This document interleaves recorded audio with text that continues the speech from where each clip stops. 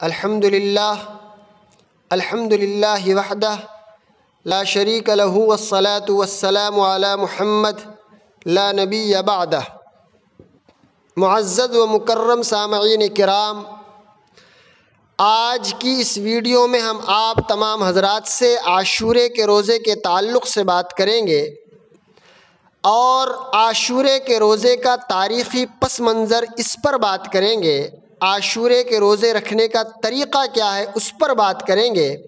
اور عاشورے کے روزے کی فضیلت کیا ہے اس پر بات کریں گے۔ پہلے بات کرتے ہیں عاشورے کا جو روزہ ہے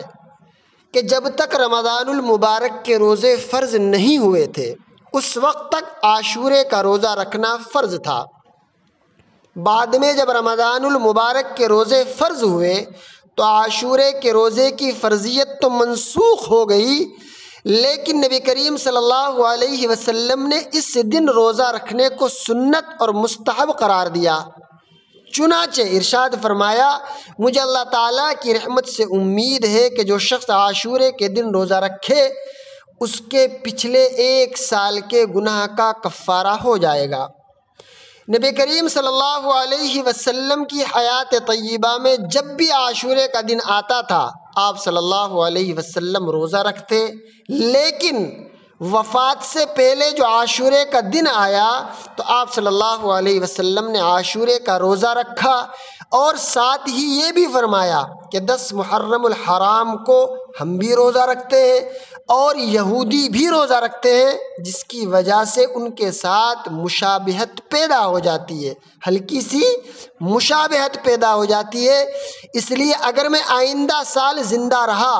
تو صرف عاشورے کا روزہ نہیں رکھوں گا بلکہ اس کے ساتھ ایک اور روزہ 9 یا 11 محرم الحرام کا رکھوں گا تاکہ یہودیوں کے ساتھ مشابہت ختم ہو جائے۔ لیکن اگلے سال عاشورے کا دن آنے سے پہلے ہی نبی کریم صلی اللہ علیہ وسلم دنیا سے رخصت فرما گئے، آپ صلی اللہ علیہ وسلم کا وصال ہو گیا اور آپ کو اس پر عمل کرنے کا موقع نہیں ملا، لہذا رسول اللہ صلی اللہ علیہ وسلم نے عاشورے کا روزہ رکھا اور مسلمانوں کو بھی اس کا حکم دیا۔ تو صحابہ کرام رضی اللہ تعالی علیہم اجمعین نے عرض کیا کہ یا رسول اللہ صلی اللہ علیہ وسلم، یہود و نصارہ بھی اس دن روزہ رکھتے ہیں، اس کی تعظیم کرتے ہیں۔ آپ صلی اللہ علیہ وسلم نے ارشاد فرمایا کہ جب اگلا سال آئے گا تو ہم یہود اور نصارہ کی مشابہت سے بچنے کے لیے انشاءاللہ نوی تاریخ کا روزہ بھی رکھیں گے۔ حضرت ابن عباس رضی اللہ تعالی عنہما فرماتے ہیں کہ اگلا سال آنے سے پہلے اللہ کے رسول صلی اللہ علیہ وسلم دنیا سے تشریف لے گئے۔ بزرگوں دوستو، اللہ کے رسول صلی اللہ علیہ وسلم نے روزے عاشورہ کے روزے کے تعلق سے فرمایا کہ مجھے اللہ کی ذات پہ یقین ہے کہ وہ یوم عاشورہ یعنی محرم الحرام کے روزے کو گزشتہ سال کے گناہوں کا کفارہ بنا دے گا۔ اللہ کے رسول صلی اللہ علیہ وسلم کا مسلسل یوم عاشورے کا روزہ رکھنے کا معمول رہا ہے، لہذا ہم تمام کو بھی عاشورے کے روزے کے ساتھ 9 محرم یا 11 محرم الحرام کا روزہ رکھنے کا معمول بنانا چاہیے۔ اب بات کرتے ہیں عاشورے کے روزے کے تاریخی پس منظر کے تعلق سے۔ سیدنا عبداللہ ابن عمر رضی اللہ عنہما نے فرمایا کہ زمانہ جاہلیت میں لوگ عاشورہ یعنی 10 محرم کو روزہ رکھتے تھے، اور رسول اللہ صلی اللہ علیہ وسلم نے بھی اس دن روزہ رکھا،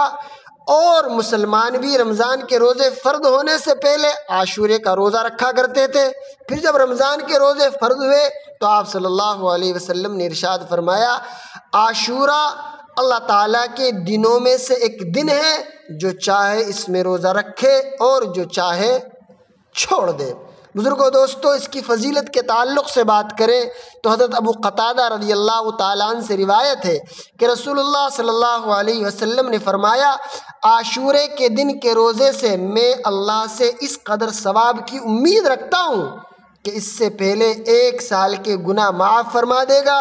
حضرت عبداللہ ابن عباس رضی اللہ عنہما فرماتے ہیں کہ میں نے رسول اللہ صلی اللہ علیہ وسلم کو نہیں دیکھا کہ آپ صلی اللہ علیہ وسلم نے کسی دن کے روزے کو دوسرے دن پر فوقیت دی ہو سوائے اس دن کے یعنی یوم عاشورے کے روزے کو اور اس مہینے یعنی ماہ رمضان کے روزے کو۔ آپ صلی اللہ علیہ وسلم نے یہ بھی فرمایا کہ اگر میں آئندہ سال تک زندہ رہا تو 9 تاریخ کو روزہ رکھوں گا۔ بزرگو دوستو، بات کرتے ہیں عاشورے کے روزہ رکھنے کے طریقے کے تعلق سے، تو نبی کریم صلی اللہ علیہ وسلم نے عاشورے کا روزہ رکھا اور لوگوں کو اس کا حکم دیا۔ لوگوں نے بتایا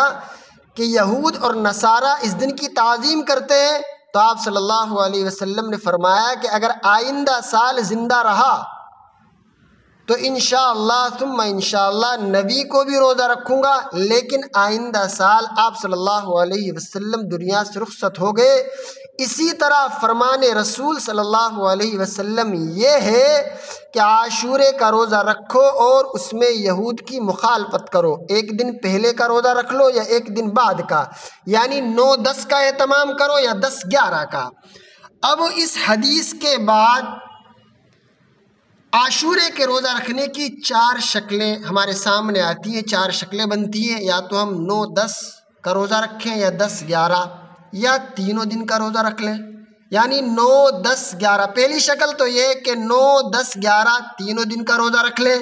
یا 9 اور 10 کا روزہ رکھ لیں، یا 10 اور 11 کا روزہ رکھ لیں۔ اگر کسی وجہ سے 2 روزے نہیں رکھ سکتے تو صرف ایک روزہ یعنی عاشورے کے دن رکھ لیں۔ اللہ تبارک و تعالی ہم تمام کو عمل کی توفیق